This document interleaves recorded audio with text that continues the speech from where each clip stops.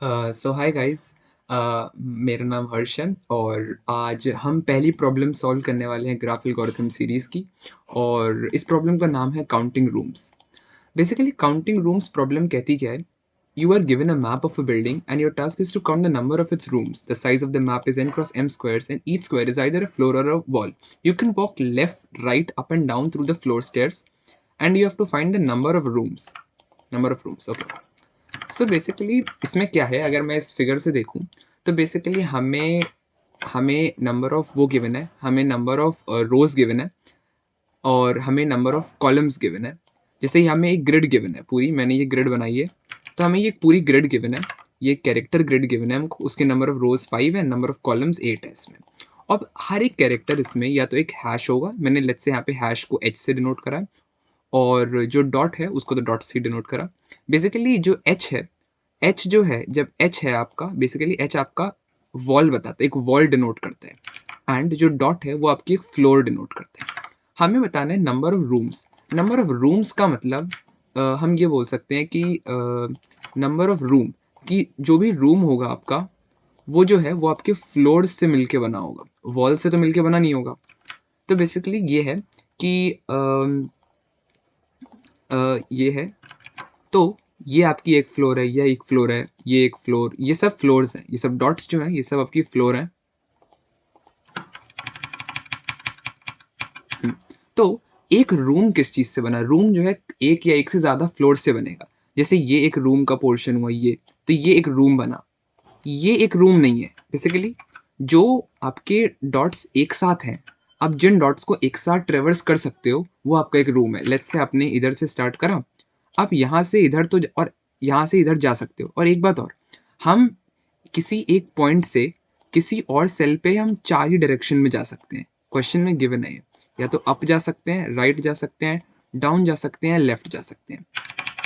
तो हम इन 4 डायरेक्शंस में से कहीं ना कहीं जा सकते हैं। तो अगर मैं इस सेल पे हूँ, मैं अगर इस सेल पे हूँ, तो मैं या तो यहाँ से इधर जा सकता हूँ, या तो इधर जा सकता हूँ, या तो इधर की तरफ, या फिर इधर की तरफ।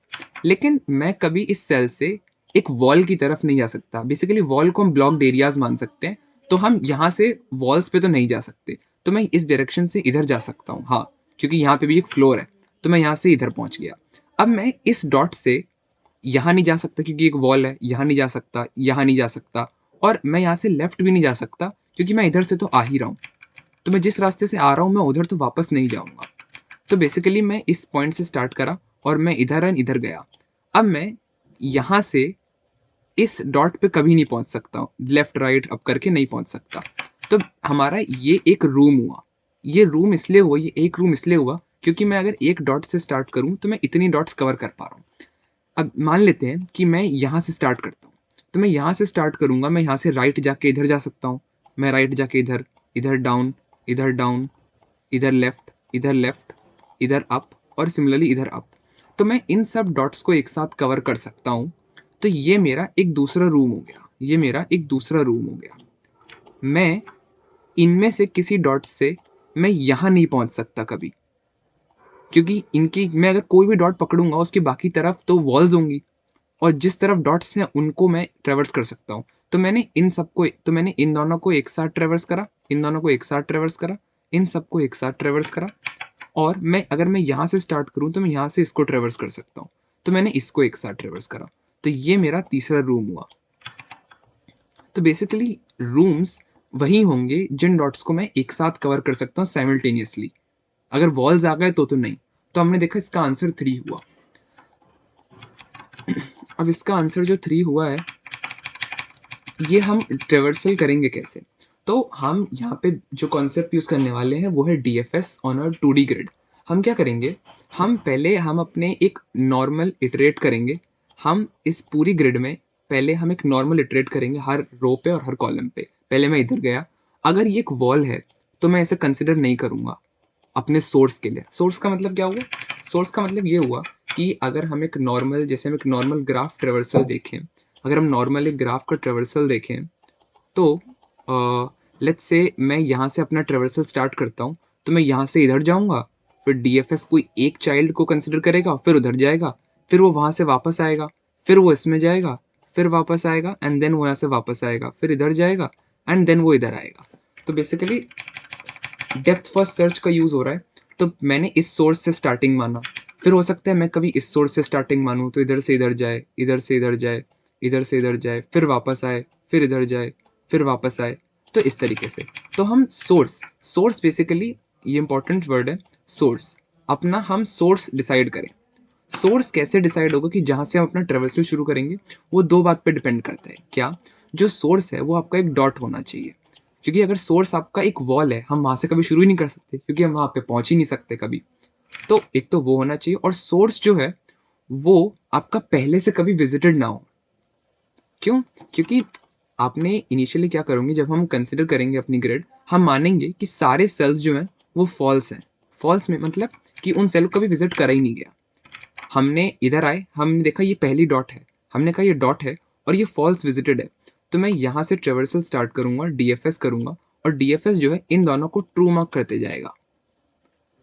फिर यहाँ पर आएंगे हम अपना सोर्स लेकर, यहाँ पे फॉल्स विजिटेड होगा तो यहाँ पे ट्रेवर्स होगा, और वो सबको रास्ते में ट्रू मार्क करता हुआ जाएगा।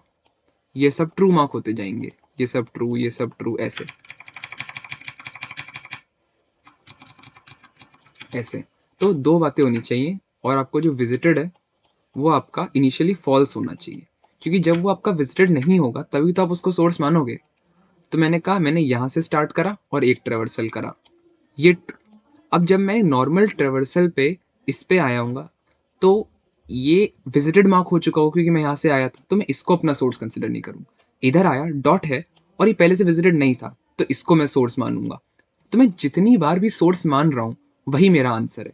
मैंने यहाँ पे अगर हम देखें तो यहाँ पे मैंने आंसर जो है हमारा, वो है हमारे नंबर ऑफ सोर्सेज कंसिडर्ड। और उसमें से कौन से सोर्स कंसिडर है? एक ये है, एक ये है, और एक ये होगा। क्योंकि यहाँ से स्टार्ट करूंगा अगर मैं इसको सोर्स मान के, तो ये सबको कवर कर चुका होगा। यहाँ से स्टार्ट करूंगा तो ये सबको कवर कर चुका होगा। यहाँ से स्टार्ट करूंगा तो ये सबको कवर कर चुका होगा। तो मुझे 3 सोर्स की ज़रूरत पड़ी। तो अब हम इसका इम्प्लीमेंटेशन देखते हैं। मैं अपनी टेम्पलेट लोड कर लेता हूँ एंड सबसे पहले मुझे number of rose and columns input लेनी है। तो मैं number of rose and columns को ग्लोबली कंसिडर कर लेता हूँ एंड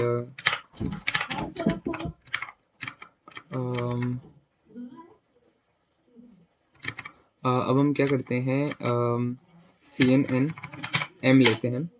हमने number of rose and columns input ले लिए। अब हमें एक ग्रिड चाहिए होगी। तो बेसिकली हमें एक वेक्टर ऑफ कैर, हमने एक ग्रिड नाम की, हमने एक ग्रिड बनाई जिसमें हर एक कैरेक्टर होगा। अब चूंकि इसे ग्लोबली डिफाइन करा तो इस ग्रिड को हमें रीसाइज भी करना पड़ेगा। n comma vector char of m, हमने ये डिफाइन कर लिया क्योंकि ये जो ग्रिड है इसमें हर एक कैरेक्टर है। अब हमें एक विजिटेड एरे भी बनानी पड़ेगी, विजिटेड एरे बनानी पड़ेगी। और visited dot resize n comma vector. और मैंने जो ये विजिटेड एरे बनाई है, हाँ यहाँ पे एक एरो आएगा।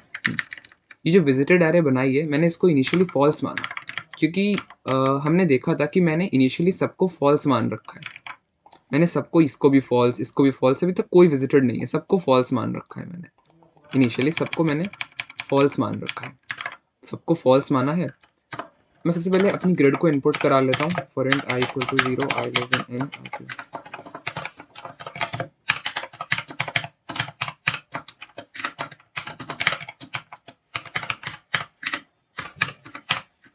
अब हमें बेसिकली हमें सोर्स को सिलेक्ट करना है। सोर्स सिलेक्शन के 2 क्राइटेरिया हैं। पहला, जो ग्रिड है वो एक डॉट होना चाहिए, एंड दूसरा क्या है, वो नॉट विजिटेड होना चाहिए। तो हम क्या करेंगे, for int i equal to 0,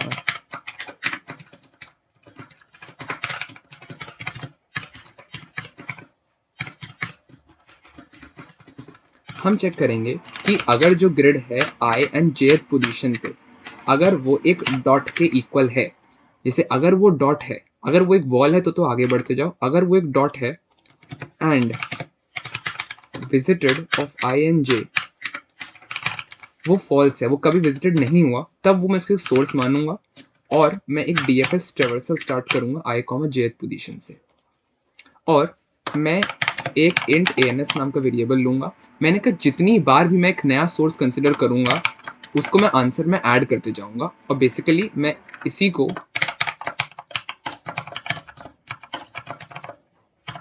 answer को प्रिंट करा दूंगा, इसी आंसर को प्रिंट करा दूंगा हम जितनी बार भी सोर्स को कंसिडर करेंगे अपने। तो अब हम एक नॉर्मल डीएफएस लिखते हैं। डीएफएस लिखने से पहले हमें एक चीज़ की पॉइंट ये है कि हम बेसिकली कर क्या रहे हैं यहाँ पे, हम कोई एक सेल को पकड़ते हैं, हम उसकी चारों डायरेक्शन में, पहले डीएफएस इस डायरेक्शन में जाएगा, फिर यहाँ से सारे ट्रेवर्स करते हुए जाएगा, डेप्थ में जाएगा, फिर डीएफएस इधर जाएगा और फिर वो डेप्थ में कवर करते हुए जाएगा सबको, ऐसे चारों डायरेक्शन में। तो हमें ये पता होना चाहिए कि हर हर एक सेल से मैं 4 डायरेक्शन में जा सकता हूँ, इधर इधर इधर और इधर। तो ये अप डायरेक्शन है, ये राइट डायरेक्शन है, ये डाउन डायरेक्शन है और ये लेफ्ट है। तो लेट्स से अगर मैं ये किसी x, y कोऑर्डिनेट पे हूँ, तो अगर जब मैं अप जाऊँगा तो ये x-1 और y हो जाएगा। ये जो है ये हो जाएगा x, y+1 हो जाएगा।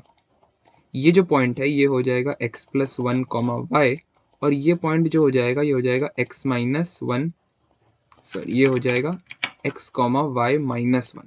तो ये 4 डायरेक्शन। तो इसके लिए ही मैंने एक एरे बनाई इंट dx। dx बताएगा चेंज इन x डायरेक्शन। अगर मैं लेफ्ट की तरफ जाऊंगा, अगर मैं अप जाता हूँ तो मेरा x एक कम होगा, तो मैंने -1 शो करा। सिमिलरली मैं एक y के लिए भी बना लेता हूँ dy।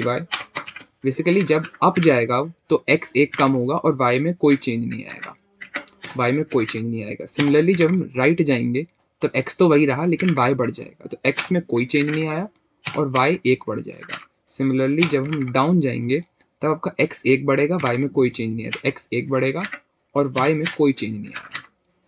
और जब हम लेफ्ट जाएंगे तब x में कोई चेंज नहीं आया और y जो है वो एक कम हो जाएगा। तो बेसिकली ये हमें बता रहा है चेंज रिलेटिव, ये हमें एक रिलेटिव चेंज बता रहा है, रिलेटिव चेंज इन कोऑर्डिनेट्स, ये रिलेटिव चेंज इन कोऑर्डिनेट्स बता रहा है हमें। अब हम एक नॉर्मल डीएफएस कॉल लिखते हैं, void dfs int current underscore x int current underscore y। हम लेट्स से किसी हम जिसको भी अपना सोर्स चूज करेंगे, हमने सोर्स तभी चूज करा जब वो फॉल्स था, जब वो विजिटेड नहीं था। लेकिन जब मैं उस पर डीएफएस एक कॉल मार रहा हूँ तो मुझे पता है मुझे visited of current underscore x and current underscore y को मुझे ट्रू करना पड़ेगा। फिर मैं इसकी चारों डायरेक्शंस में इटरेट करूंगा। तो for int i is equal to 0, i less than 4, i plus plus. तो हाँ, तो मैंने कहा इंट न्यू अंडरस्कोर x, जो नया x में जिस पे जाना चाहता हूँ वो मेरे करंट x से, अगर मैं अप जाना चाहता हूँ या डाउन जाना चाहता हूँ, वो कुछ चेंज x में आएगा। क्योंकि मुझे पता है कि मैं अपनी पोजीशन से या तो इधर जाऊंगा, इधर इधर या इधर, तो या तो x में चेंज आएगा। मैंने कहा करंट पोजीशन से x में जो भी चेंज आएगा उसे dx में स्टोर करा है, जो dx एरे है मेरी, और जो y में जितना भी चेंज आएगा वो मेरा हो जाएगा current underscore y plus dy of i।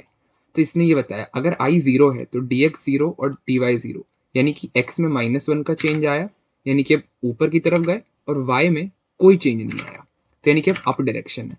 तो ये फॉर लूप चारों डायरेक्शन में एक बार जाने की कोशिश करेगा। लेकिन हमें ये चेक करना है कि क्या मैं जिस नए x पे जा रहा हूँ, कि मतलब मैं इस कोऑर्डिनेट पे हूँ और मैं यहाँ से ऊपर जा रहा हूँ, तो क्या ये सेल पे जाना सेफ है मेरा? क्योंकि हो सकता है कि अगर मैं इस सेल पे हूँ तो मैं यहाँ से ऊपर नहीं जा सकता, क्योंकि यहाँ पे चलो ऊपर वॉल है एक। लेट्स से मान लेते हैं कि मान लेते हैं यहाँ से हटा के अगर मैं यहाँ पे एक डॉट लगा देता, अब उस पॉइंट को अगर मुझे राइट की तरफ जाना है तो राइट पॉसिबल नहीं है क्योंकि मैं ग्रिड के बाहर चला गया। तो मुझे इस चीज़ का ध्यान रखना है कि मैं ग्रिड के बाहर ना जाऊँ। तो पहले मुझे देखना पड़ेगा कि क्या मैं जिस सेल पे जा रहा हूँ वो सेफ है कि नहीं, क्या वो सेल सेफ है कि नहीं। तो हमने इस सेफ फंक्शन कॉल करा, अगर मुझे उस सेल पे जाना सेफ है तब मैं उस पर एक फिर से डीएफएस कॉल करूंगा कि मैं इस सेल से इस पे जा सकता हूँ, सेफ है हाँ, तो मैं फिर डीएफएस कॉल करूंगा इसको एज अ सोर्स मान के। तो DFS of new underscore X comma new underscore Y, तो मैं डीएफएस कॉल करूंगा इस पे। अब बोले मुझे वॉइड सेफ फंक्शन डिफाइन करने का, वॉइड नहीं बूल फंक्शन है,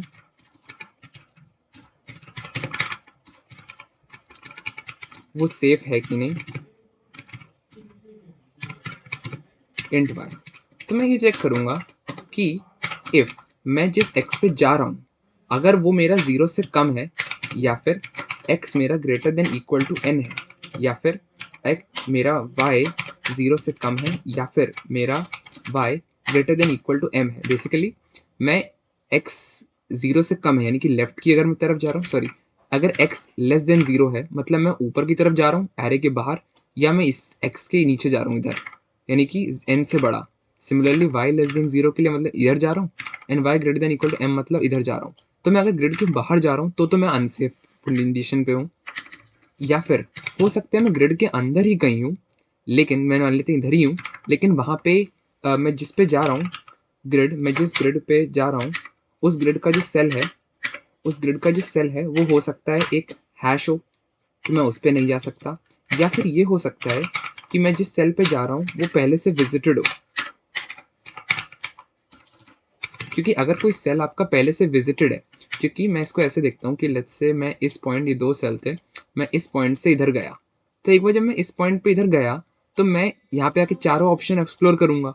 मैं ये डायरेक्शन नहीं कंसिडर करूंगा क्योंकि मैं इसे पहले से विजिट कर चुका हूँ, इस पर वापस नहीं आऊंगा मैं। तो मुझे देखना है कि मैं इस पर भी वापस ना आऊँ। तो वही अगर वो ट्रू है तो मैं जिस सेल पे जाना चाह रहा हूँ उनमें से कोई भी एक कंडीशन है तो वो सेफ नहीं है तो फॉल्स रिटर्न कर दो,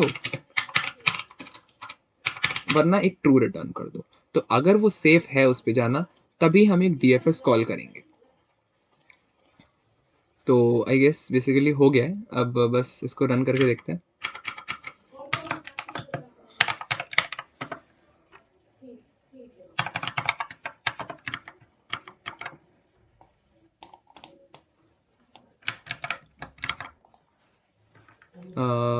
एक प्रॉब्लम आई है,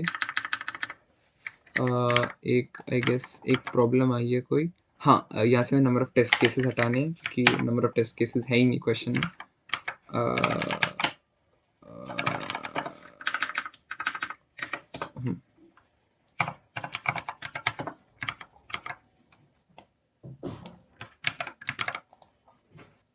तो 3 आता है आउटपुट, तो 3 आ गया।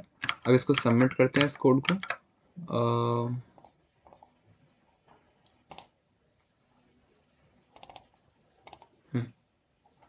देखते हैं सही है कि नहीं। एक्सेप्टेड, तो एक्सेप्टेड हो गया आपका कोड। तो यही था इस क्वेश्चन में, आपको बेसिक प्रीरिक्विजिट्स यही थे, आपको डीएफएस आना चाहिए ऑन 2D ग्रिड। तो और वीडियोस के लिए आप ज़रूर मुझे फॉलो कर सकते हैं। अगर आपको कंटेंट अच्छा लगे आप तभी फॉलो करिएगा। ओके, तब तक के लिए बाय।